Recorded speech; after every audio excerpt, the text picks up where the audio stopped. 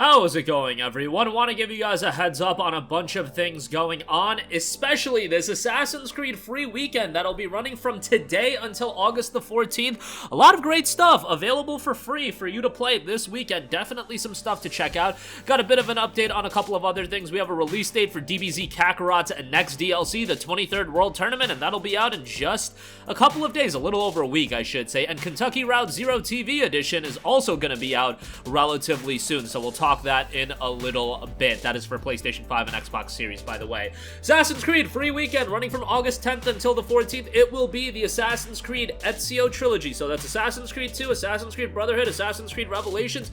On top of that, Assassin's Creed 4 Black Flag and Assassin's Creed Valhalla. All of those games will be available to play for free right now. So you can go download all of these games and play them until August the 14th. Now, how should you allocate your time if you don't have any of these games, which I would find it kind of rare, but let's say you don't have one, obviously jump into the one that you don't have, but I would probably, if you haven't played an Assassin's Creed game, I would stick to the AC2 trilogy. AC2 isn't that lengthy of a game, especially if you do rush through the single-player campaign. I mean, if you go complete degen mode for, what is it, 5 days? Yeah, August 10th, 11th, 12th, 13th, 14th. 5 days, you could probably beat the entire Ezio trilogy, but that's like if you have nothing else to do, and most of you guys are not going to be in that position. Maybe, ideally, you could beat one of those games. I'm talking like super degenerate mode. Maybe you can beat all three if you like sacrifice sleep, sacrifice your health, sacrifice taking care of your children, sacrifice on proper like food consumption, sacrifice on proper water consumption. All these things you're gonna have to sacrifice if you want to beat the entire AC2 trilogy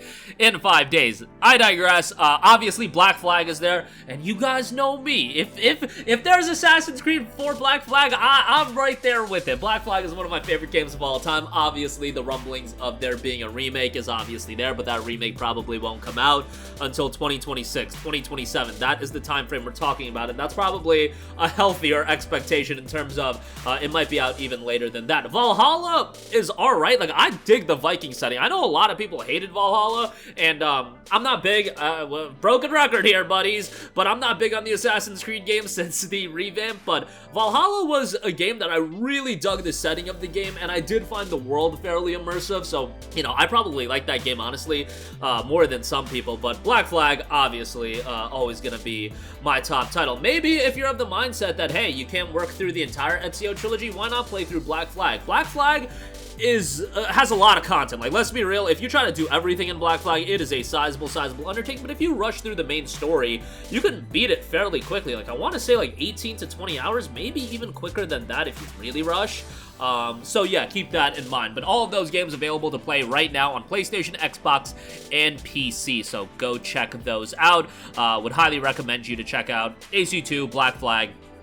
If you want to see what the fuss is with Valhalla, you can check that out as well. Moving on from that, Dragon Ball Z Kakarot's DLC, the 23rd World Tournament, launches on August 17th. My oh my, is August 17th randomly becoming a day that we need to pencil in our calendars, because we got the Red Dead Redemption port, because, let's be real, that's still a big release, even though I've crapped all over it. Like, it's gonna sell millions of copies, and I'm gonna just look like an absolute idiot, even though I've been pretty vocal about the fact that I still expect it to sell really well. Nevertheless, we have Dragon Ball Z Kakarot's latest DLC, the 23rd World Tournament. Obviously, this is a part of the original Dragon Ball, but it's nice to see Kakarot continuing to get more content. I feel like Kakarot's been out for quite a long time. I want to say, when did it come out? Like, it might be 2020. Like, it's been out for a while, and they're still rolling out more content for it. Yeah, January of 2020, and it's still getting new content, which is great.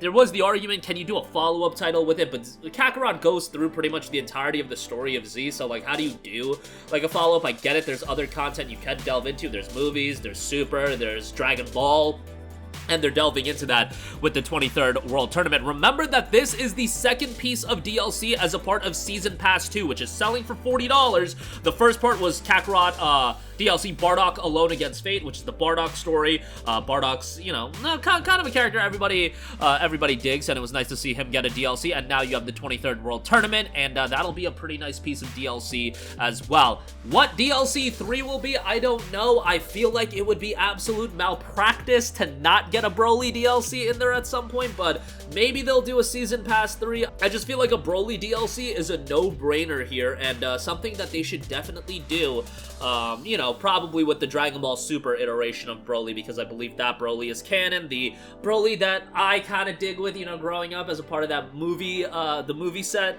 with Dragon Ball Z. I guess that he's just not going to be a part of, you know, Kakarot, especially because he's not canon, but I digress. Again, DLC, the 23rd World Tournament, will be available August 17th. Lastly, I do want to know Kentucky Route Zero TV Edition is coming to PlayStation 5, Xbox Series on August the 17th. This has been available on PlayStation 4, Xbox One, and PC, obviously. It's even on iOS and Google Play. Kentucky Route Zero TV Edition is an adventure game about a secret highway in the caves beneath Kentucky and the mysterious folks who live in it. Over 5 acts, the game follows a group of lost travelers, an aging driver making the last delivery for a doomed antique shop, a young woman who fixes obsolete TVs, surrounded by ghosts, a child and his giant eagle companion, a pair of robot musicians as they wander the disoriented and magical Route Zero. Kentucky Route Zero initially dropped all the way back in February of 2013 with its initial release, was received incredibly well when it initially came out, but obviously this is more of an adventure narrative-based game, so if you're expecting, you know, action gameplay, that's not what you're gonna get. It has a great art style, though. Definitely dug the ambiance of the game as well, and it's been well received for a reason, and now it will be headed to PlayStation 5 and Xbox Series, so be on the lookout for that.